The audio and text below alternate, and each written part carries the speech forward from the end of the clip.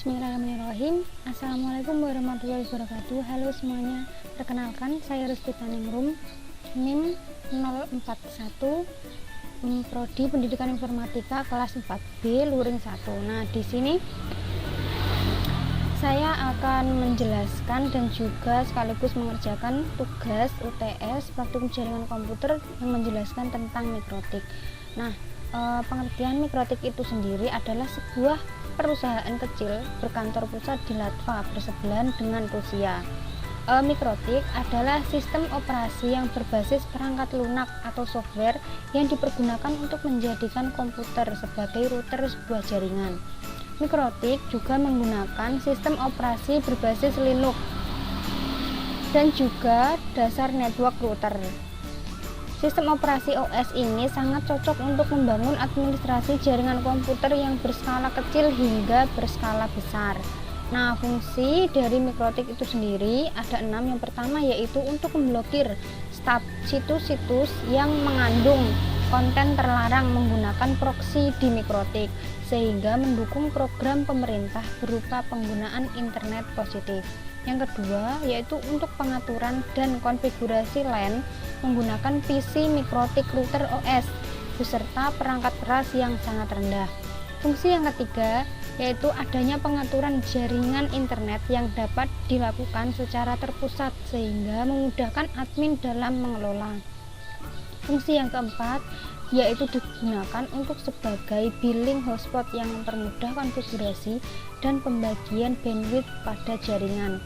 Fungsi yang kelima dapat digunakan untuk pembuatan PPPoE server. Fungsi yang terakhir keenam yaitu mampu memisahkan bandwidth traffic internasional dan juga lokal.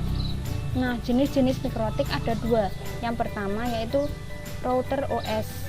Mikrotik router OS TM adalah sistem operasi dan perangkat lunak yang dapat digunakan untuk menjalankan komputer menjadi router network handal, mencakup berbagai fitur yang dibuat untuk IP, network, dan jaringan wireless. Cocok juga digunakan untuk ISP dan provider hotspot. Untuk instalasi mikrotik tidak dibutuhkan piranti lunak tambahan atau komponen tambahan lain. Nah, jenis yang kedua yaitu routerboard. Routerboard sendiri adalah router embedded produk mikrotik. Routerboard seperti sebuah PC mini yang terintegrasi karena dalam satu board tertanam prosesor, RAM, ROM, dan memori flash. Routerboard menggunakan OS router OS yang berfungsi sebagai router jaringan, bandwidth management, proxy server, DHCP, DNS server, dan bisa juga berfungsi sebagai hotspot server. Nah, ini ada sistem level lisensi mikrotik.